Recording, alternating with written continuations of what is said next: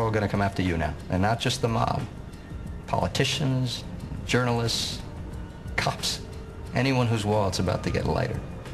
Are you up to it? They call him the White Knight, you know, Batman being the Dark Knight. So he works with Lieutenant Gordon and law enforcement to, you know, clean up the mob. We've been happy to let the Batman clean up our streets for us until now. Things are worse than ever. Yes, they are. The night is darkest just before the dawn. But the problem is that Batman has created an environment which is attracting freaks to the city.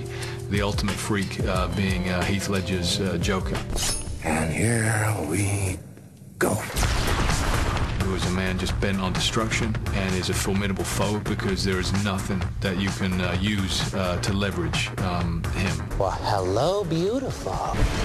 You look nervous. And he pushes Batman's buttons and attempts to show that even Batman, who is uncompromising, will break his own code of ethics, which is his one rule, that he will not kill. I've seen now what would have to become to stop men like him. Oh yeah, we don't know how to police a villain like this. I mean, it's just total mayhem. He'll rob the bank, steal the money, burn the money, because he doesn't want the money. How do you police a villain like that? This town deserves a better class of criminal. And I'm gonna give it to them. Tell your men they work for me now. This is my city. It won't work. Why don't we cut you up into little pieces and feed you to your pooches? And then we'll see how loyal a hungry dog really is. It's not about money. It's about sending a message. The great thing about what Chris has done with all these characters, he's intertwined everybody and then strung them together with this magnificent performance by Heath playing the Joker. So he's pushing the action forward. He is the menace of Gotham City, and we have to come together as a group in order to fight him. That's basically Batman in a nutshell. And that sets the scene for part 2, where after the break, we meet Maggie Gyllenhaal, who steps into the shoes of Rachel Dawes. I went in thinking, I have to make sure she stays really smart, I have to make sure she's tough. Chris Nolan on the admiration for his leading man. Christian's challenge in this film was really greater than it was in the first film. And Christian Bale reveals how the new Batsuit made crime fighting easier. I could do all of the fight sequences myself. It wasn't as tiring. It's better in every way.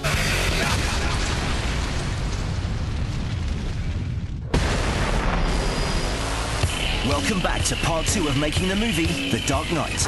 Coming up, Chris Nolan on the admiration for his leading man. Christian's challenge in this film was really greater than it was in the first film. And Christian Bale reveals how the new Batsuit made crime fighting easier. I could do all of the fight sequences myself. It wasn't as tiring. It's better in every way. But first, taking over from Katie Holmes in the role of Rachel Dawes is Maggie Gyllenhaal, who took the part before the script was finished. Well, hello, beautiful. You look nervous. Chris said to me when he gave me the script, he said, she's not quite finished yet. And I knew that he really wanted her to be great, like a great woman with a mind who was feisty and, you know, full of life. And when I knew that, I thought, okay, I really do want to do this, you know. Involved both professionally and romantically with Harvey Dent, Rachel, who retains feelings for Bruce Wayne, is torn between the two crime fighters. I think she is really in love with Bruce Wayne. And I also think she is really in love with Harvey Dent. You're Alfred, right? That's right, sir. Any psychotic ex-boyfriends I should be aware of? Oh, you have no idea. And I decided that the one really important thing was that she had to really love and desire them both equally, because then she's in a real predicament. But the fact that they're trying to kill you means we're getting to them. I'm glad you're so pleased, Rachel. I'm fine, by the way. Come on, Harvey, you're Gotham's DA. You're not getting shot at. You're not doing your job right. But, you know, if you said you were rattled, you could take the rest of the day off. Well, obviously, you know, that side of his life is suffering because of his commitment to the Batman. The things have been proved. Look at the new district attorney. I am closely. Need to know if he can be trusted. Bruce Wayne really has three very identifiable split personalities. You know, he has the very private Bruce Wayne who really only Alfred and Rachel ever get to see. He's really quite a lonely individual. That's the true side. Are you interested in his character or his social circle?